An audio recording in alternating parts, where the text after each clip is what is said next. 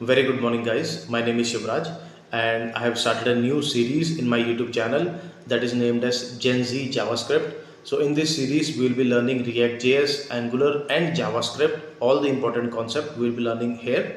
And I am a full stack developer with having 10 plus year of experience under my belt. And guys, please subscribe to my channel so that you will be notified for all the upcoming videos. Thank you.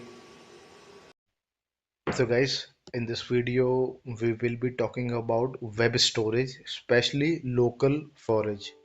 So as you know, I am a React.js developer right now. Earlier, I have worked with Angular and JavaScript, Node.js and all. So I was facing one issue in my project where like it was the API was returning 16 MB of data. So API was returning 16 MB of data, and I have to save it to my local storage so that on refresh we don't have to call it again because we were using Mobex store with React.js. So we don't have to call API again. We can just make use of local storage, and from there I can load data, right?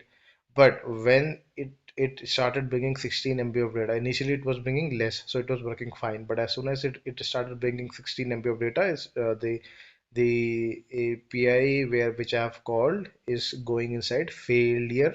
This like whenever we are using Exos, right? So there are like one is on success and one is on failure. So when so it was going inside the failure that object that we have, right? So it is basically failing on the API is passing. You can see the DevTools API is passing, but inside our like Exaios where I am trying to um, get data from this promise, there it is going into the failure this failure object. Hmm? So, so why? Because I was trying to store that much data into my local storage, but local storage has limit, right? So that is how I got to an idea to make a video on it, just to share knowledge.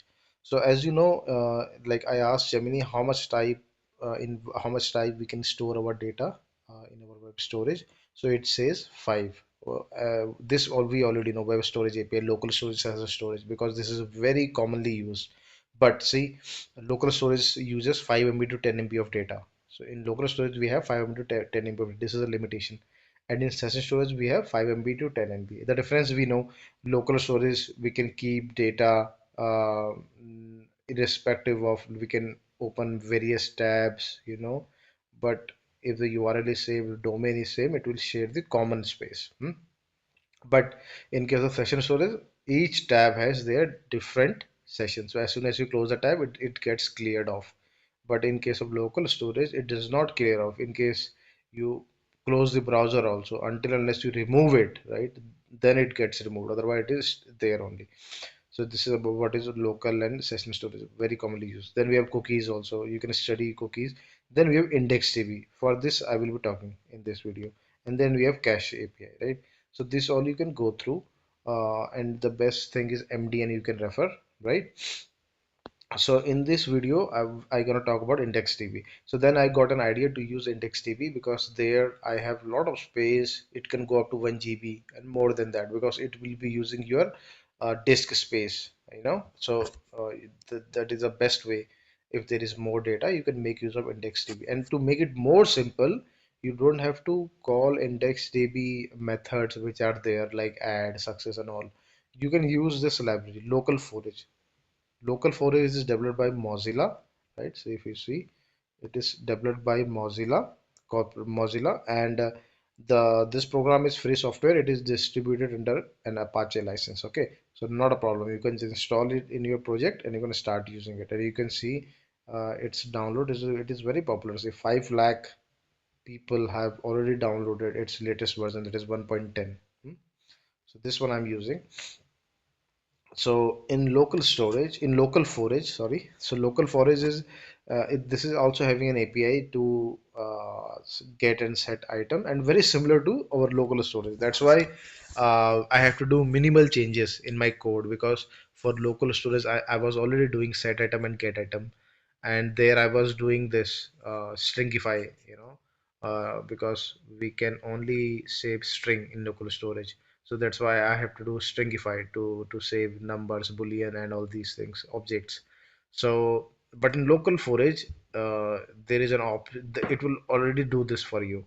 So in local forage, you can configure. It is like you can configure it for local storage or IndexedDB or this SQLite that we have. But by default, it is always set to this IndexedDB. So so in local forage, you can do like this npm install local forage and this with the help of boar also. And these are the supported versions. You can go through all these things, right? Which browser and what version will support and how to use it. See, so because local forage and also the advantage is it is an async. It uses your async API. So async API, as you know, JavaScript is a single-threaded language. So if you will use synchronous API like local storage, so you will get stuck if there is more data, right? But in case of this local forage, it uses async operation. So you will never get stuck. It will keep on, all this thing in the background, right? So that is a very good thing for especially for the single-threaded like JavaScript, single-threaded technology. So how we are doing local storage? We are doing local storage.setItem and key and JSON or stringify, right? With local forage, you can do like this. Key, value, key is what key you want to save, value is what value you want to save, and do something means there is a callback function that will do it. So similarly, please don't expect a return value from local storage for getItem. So this is the synchronous approach. JSON.parse and all these things. And async this fast approaches local forage.get item simply key, right? And your function callback. So this is how you can set and get item. You can go through this npm doc very good, and then you can easily implement it. And you can do the same with using promises also. That not to use callback, you can just do this promises, right? With the help of dot, then you will be able to access it. So set item key value and that dot, then do something else. So this is what I wanted to share, that you have this option and see configurations. So these are the configuration. You can set database information by giving window.local variable. Available options are name, store name, version and description. Name, version, yeah, which version you want to keep, size of the database, and store name and all. So this is how it gives you information how you can use it.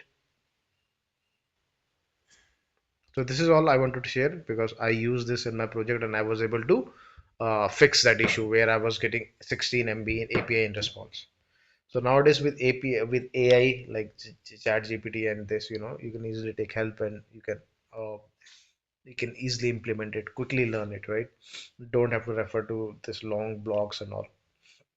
Wherever you are stuck, you can just get your understanding better by using AI. So yeah, that's it. So I just wanted to share local forage, how it will help you. It is very simple. You don't have to use IndexedDB APIs. It is all inbuilt. So it will make it very simple your life. So thank you everyone, guys. Please do subscribe and let me know if you have any questions. I will quickly comments over there and do give your support. It motivates me whenever you like and comment, and I will also like try to take out my time for making more quality videos. So thank you guys.